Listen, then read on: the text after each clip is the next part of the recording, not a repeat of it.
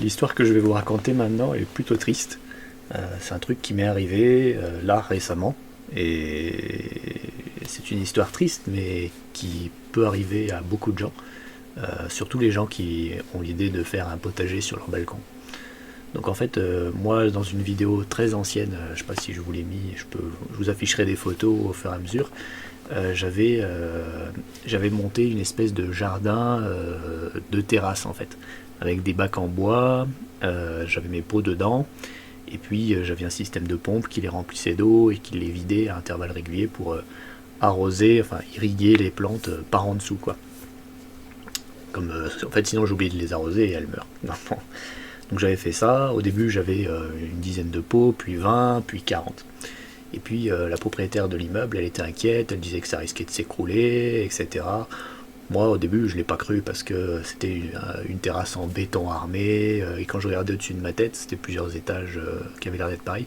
Il y avait des poutres en béton, enfin, comme dans un parking, quoi. Pour moi, on pouvait garer une bagnole dessus. Et en fait, ce que j'avais pas fait gaffe, c'est que mon étage, mon balcon, il n'était pas fait exactement comme celui qui était au-dessus, dont je voyais les poutres. Les poutres étaient plus petites. Donc je la croyais pas, je la croyais pas. Et puis un jour, j'ai constaté qu'une des fissures qui étaient déjà présentes, parce qu'il y avait déjà pas mal de fissures, c'est un vieux bâtiment, elle s'était légèrement agrandie. Donc je me suis dit, oula, est-ce que la proprio elle peut avoir raison, etc. Donc je vais sur internet, je regarde, et je vois que bon, bah, les balcons, les normes prévoient qu'ils puissent supporter 350 kg par mètre carré, mais en pratique, on prend toujours une marge dans le bâtiment, donc c'est plutôt 700 kg. Bon, de ce côté-là, j'étais rassuré, hein, j'étais bien en dessous des 350 kg par mètre carré, hein, à moins qu'on mette deux personnes en plus, mais enfin bon. Et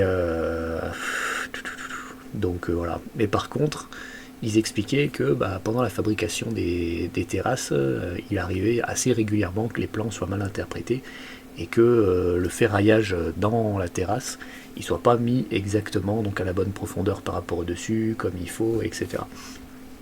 Et que ça pouvait faire qu'il y avait des fissures, etc. Donc ils expliquaient le type de fissure qui était lié donc à une faiblesse de l'assemblage et les types de fissures qui étaient là juste à un retrait du ciment. Et quand je suis allé voir mes fissures, elles n'étaient pas orientées dans la bonne direction, elles n'étaient pas au bon endroit pour que ce soit juste un retrait du ciment, donc c'était bien un affaiblissement de la structure.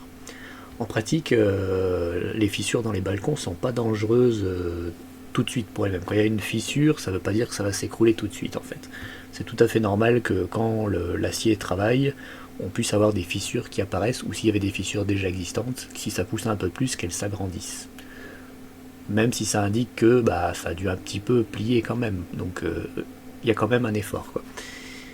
Ça c'est pas dangereux en soi parce que bah, c'est l'acier qui supporte. Par contre ce qui arrive souvent c'est que de l'eau s'infiltre dans ces fissures, elles font rouiller donc les tiges d'acier qui sont dans le ciment, et une fois que ces tiges ont rouillé, c'est là que ça lâche.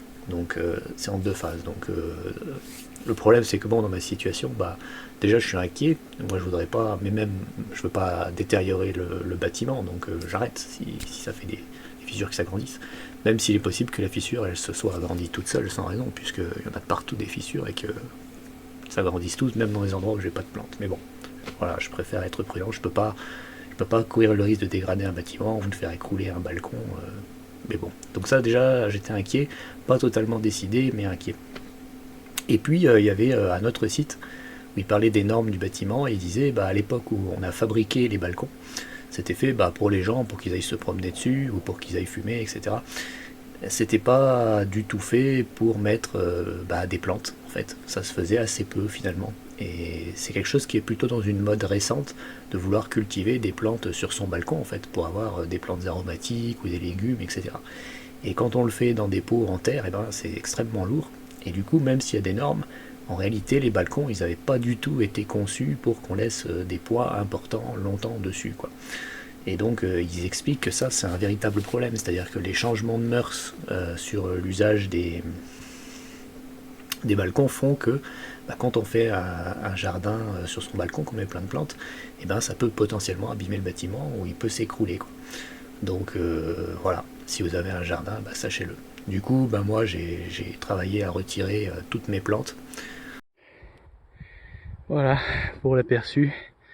quand je ferai une vidéo pour raconter ça, à peu près à mi-chemin ou les 2 tiers de l'opération. Les peaux réunies au même endroit où j'avais tourné la vidéo. Bon, et j'ai encore des pots à monter.